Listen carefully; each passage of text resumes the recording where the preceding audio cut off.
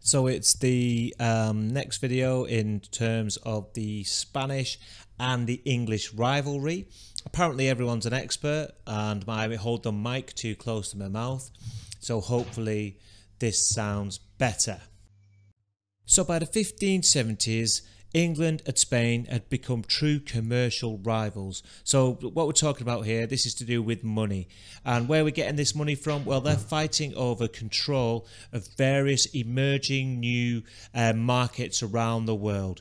Lots of different places had come up allowing England and Spain to make loads of money.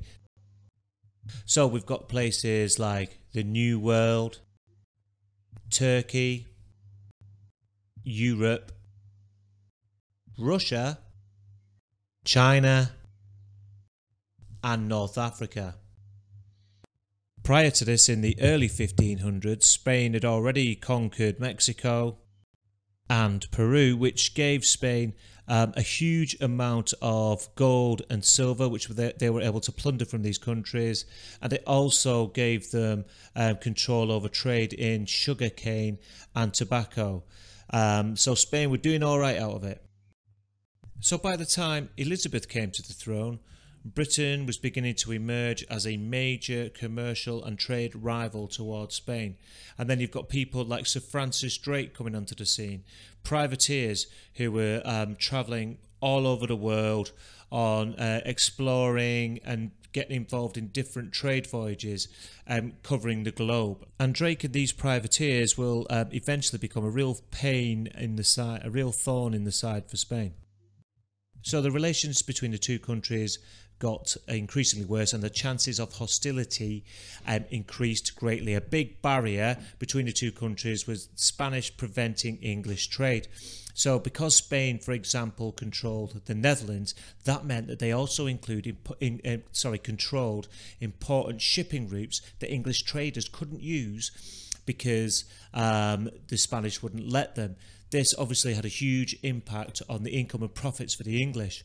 Also, the Spanish control of the New World denied English traders the opportunity to go there and to make huge profits like the Spanish were doing. The Spanish controlled the area and you needed a license granted by the Spanish government to operate there. So the English traders and their efforts to make money were often thwarted by the Spanish government. That man Drake and privateering was another issue, another thorn in the side, as I said before, for the Spanish. So what happened was you've got Elizabeth and other investors, people with a lot of money, who begin to fund raids on Spanish ships and Spanish colonies in the New World. So they're literally paying people to go over there and steal from them. So you've got Drake in 1572. He stole £40,000 worth of Spanish silver in a single raid. A huge amount of money, which obviously angers the Spanish government greatly.